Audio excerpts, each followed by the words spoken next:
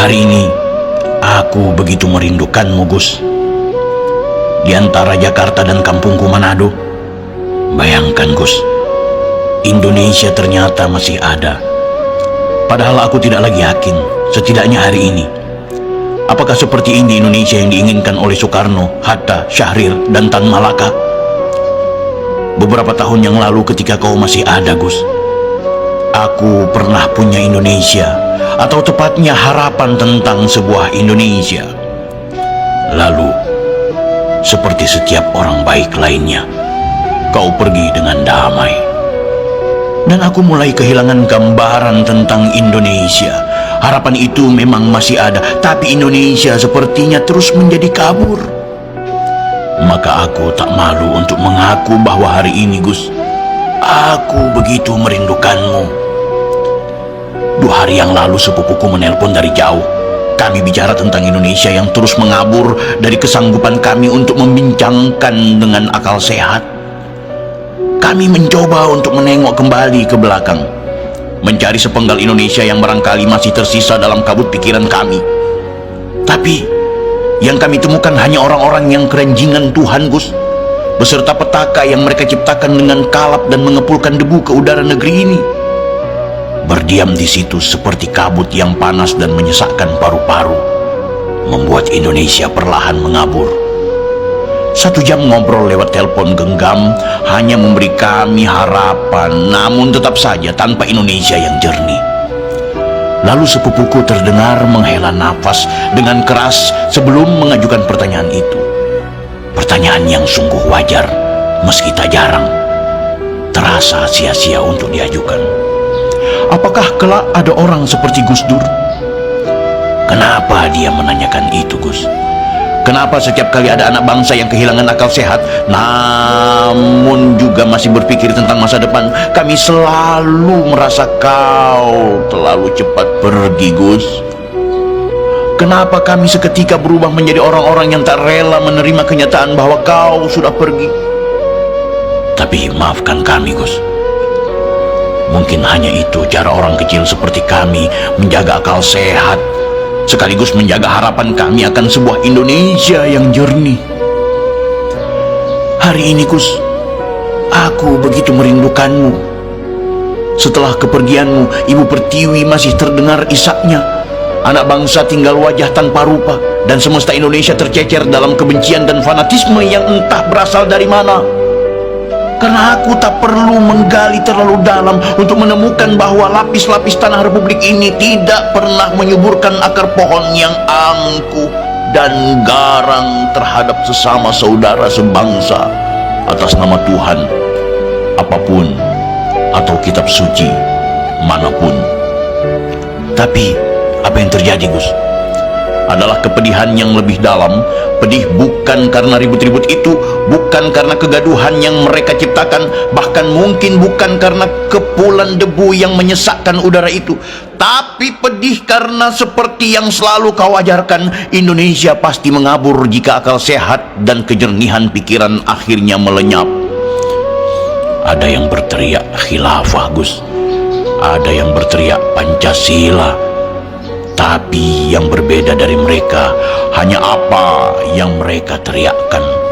Selebihnya adalah kemarahan yang sama, kesangaran yang sama, keganasan yang sama, atau dengan kata lain, fanatisme yang sama-sama buta.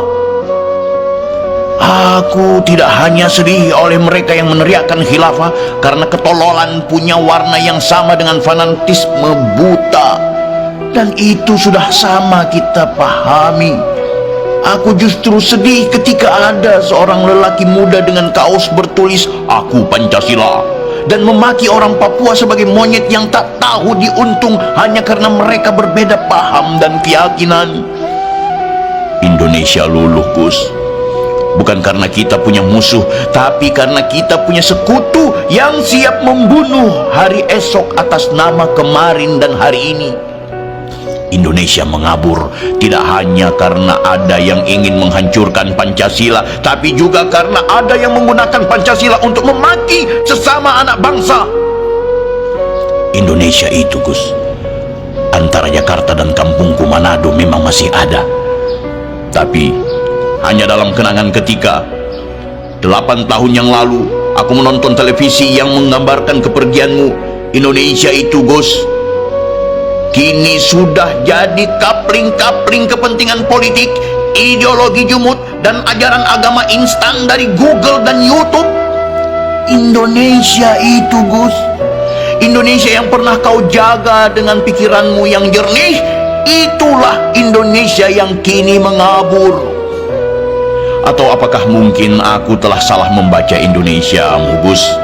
Aku mungkin sudah terlalu percaya padamu bahwa sebuah bangsa bisa dijaga dengan akal sehat dan harapan akan masa depan, bahwa kemarahan, kesangaran, keganasan itu hanya pantulan dari kurangnya pendidikan rakyat, jatah makan orang miskin yang terus berkurang, negara yang semakin menjadi leviatan, dan para intelektual yang berubah menjadi demagog atau setidaknya aktivis partai dengan kemampuan berpikir yang tidak pernah jauh dari momentum pileg dan pilkada. Tapi sungguh ini bukan keluhan, Gus. Ini adalah laporan tentang Indonesiamu dan Indonesiaku setelah sewindu kepergianmu. Ini adalah apa yang bisa aku renungkan setelah tak ada lagi yang tersisa untuk aku renungkan dengan rasa bangga. Dan jika aku membacakannya dalam irama yang sendu dan terdengar seperti mengeluh, itu karena napasku sudah sesak oleh debu kedangkalan pikiran dan empati atas orang lain yang memenuhi udara republik ini. Hari ini Indonesia yang kau tinggalkan, Gus, masih Indonesia yang sama dengan hari ini. Maksudku, masih ada bau busuk itu, Gus. Masih ada dan masih juga sengit. Aku pernah sebentar berkeliaran di gedung-gedung parlemen pusat dan daerah dan mencium bau busuk itu, Gus. Aku pernah sebentar singgah di kantor-kantor pemerintah pusat dan daerah dan mengendus bau busuk itu, Gus. Dan seperti yang pernah kau peringatkan, Gus, aku juga mengendus bau busuk itu di ruang-ruang kelas perguruan tinggi dan sekolah-sekolah, di markas-markas organisasi massa dan mahasiswa, di rumah-rumah ibadah dan gedung-gedung kesenian. Ketika sedang tak ada lagi keributan, Gus, bau busuk itulah yang menyebar. Dan sementara ada mereka yang penciumannya tak lagi peka pada bau busuk itu, bergaul di dalam lingkungannya dan menularkan bau busuk yang sama ke dalam rumah-rumah mereka, ke ruang-ruang pribadi mereka. Ada pula beberapa yang terlalu peka pada bau busuk itu, Gus, muntah-muntah dan menjadi terlalu lemah untuk membersihkan udara Indonesia dari bau busuk itu. Dan ini laporan terakhirku, Gus. Ada beberapa yang lain yang mulai berpikir bahwa bau busuk itu datang dari tanah air republik ini, dari asas-asas berbangsa dan bernegara yang telah ditetapkan sejak awal oleh para pendiri republik ini, dari detik demi detik yang telah kita lewati bersama sebagai sebuah bangsa demi sebuah masa depan Indonesia yang jaya. Mereka itulah yang kini bikin ribut, Gus, karena ingin mengganti semua yang telah kita bangun dengan sebuah ideal antah berantah yang katanya telah ditetapkan Tuhan mereka. Tuhan yang mana, Gus? Aku juga tidak tahu. Yang pasti bukan Tuhan yang pernah aku dengar dari yang kau bicarakan, karena kita mengendus bau dengan akal sehat dan pikiran jernih. Aku yakin kita bisa mencium bahwa Tuhan mereka juga menyebarkan bau busuk yang sama. Dan sepertinya kita tidak bisa mengambil pengharum dan menyebarkannya ke udara Republik Indonesia ini untuk mengusir semua bau-bau busuk itu, karena yang harus kita lakukan adalah mencari sumber bau busuk itu dan membuangnya jauh-jauh.